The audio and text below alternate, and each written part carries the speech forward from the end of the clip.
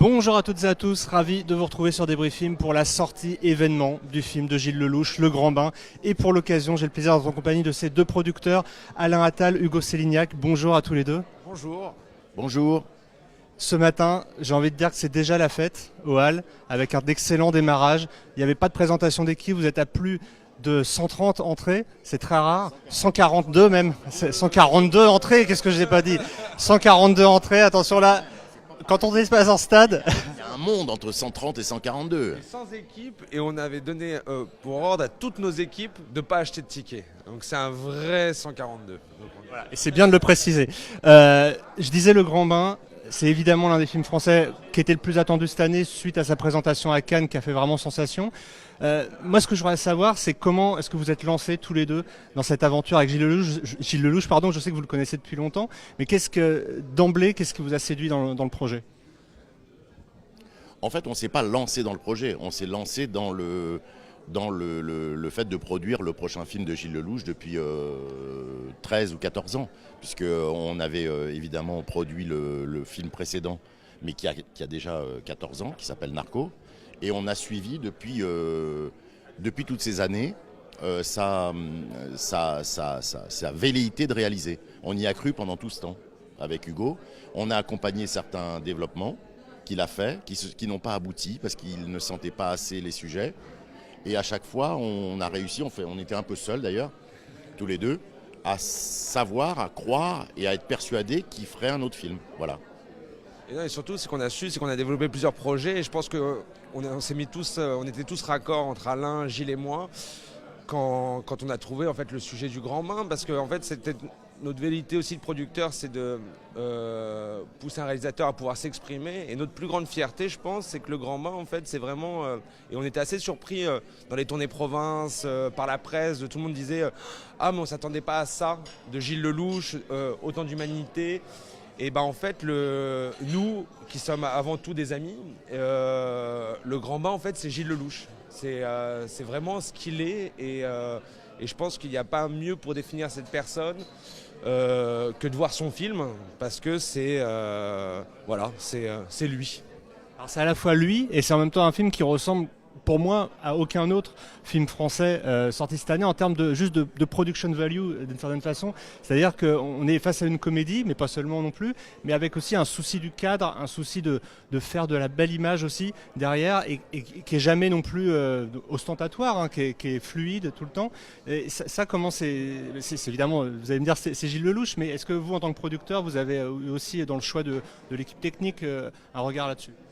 En fait, c'est vraiment ça que voulait dire Hugo, c'est-à-dire que nous, on savait que derrière l'image de l'acteur, le réalisateur était un vrai artiste qui pensait ces images, qui avait une profondeur, qui avait une façon de raconter les choses. On avait expérimenté déjà sa manière de dialoguer, d'être très près de ses acteurs dans le dialogue, parce qu'il est acteur lui-même, etc. Et on savait en réalité qu'on avait face à nous un cinéaste depuis l'époque. Et c'est ça qu'on a sans arrêt entretenu pendant toutes ces années, parce que c'est pas seulement l'envie, à cause de notre amitié, d'accompagner un gars qui a des velléités de réalisateur. Non, il y a un artiste qui nous plaisait et dont on savait, Hugo et moi, depuis des années, qu'au moment où il s'exprimerait, ça serait un cinéaste dans tous les aspects du terme, c'est-à-dire dans le cadre, dans la technique, dans la façon, dans la musique, dans la profondeur en fait. Nous, par moments un peu seuls, nous savions que Gilles avait une profondeur qui suffisait juste de découvrir, quoi.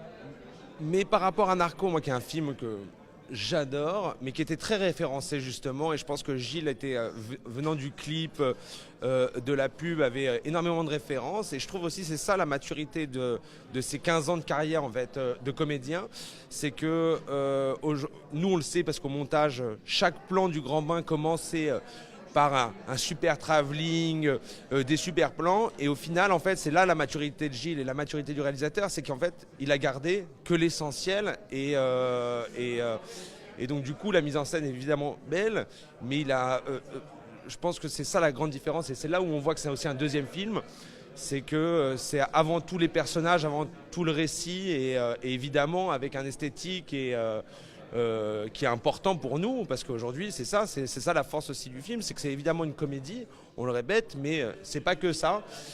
Et on est au cinéma, et quand on est au cinéma, et ben, c'est 10 € la place, et ben, tu as envie d'en avoir pour ton argent, et ben, je trouve que c'est ça aussi le cinéma de Gilles.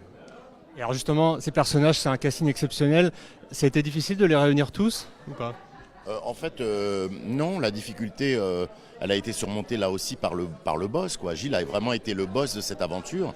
Il a pas écrit en pensant à des acteurs, mais dès qu'il a terminé une version qui était vraiment lisible, il a été faire la tournée des gens qu'il avait en tête, qu'il a imaginé, et en fait ça s'est fait grâce à lui.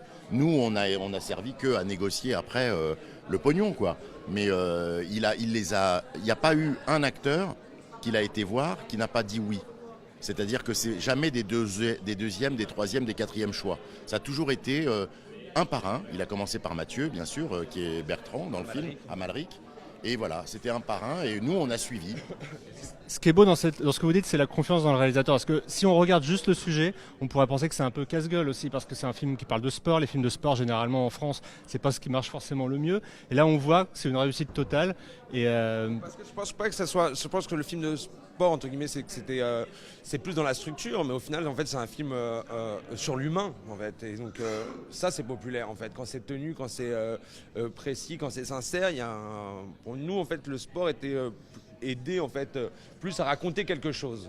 Et le sport d'ailleurs est venu bien plus tard en fait. C'est que Gilles en fait pendant ses 15 ans d'écriture, il avait déjà ses personnages, il avait déjà ce qu'il voulait. Alors ça évidemment ça a changé, ça a évolué au fil des années, au fil de ses projets même de comédien, mais le fond c'était l'humain en fait. Le sport est venu bien après en fait. On est passé d'ailleurs à un moment par un casse, par d'autres aventures en fait que ce groupe allait réaliser ensemble. C'était le groupe. C'était le groupe en fait, voilà. Et qui est d'ailleurs en fait le groupe de parole, que ça soit Narco ou même l'épisode qu'il a réalisé dans Les Infidèles, où là en fait c'est que le groupe de parole est quelque chose de très important, parce que je pense que c'est vraiment un film, et ça c'était le message de Gilles, mais je pense qu'il l'a assez dit en promo, mais sur la force du groupe, et donc c'est ça le vrai sujet du film.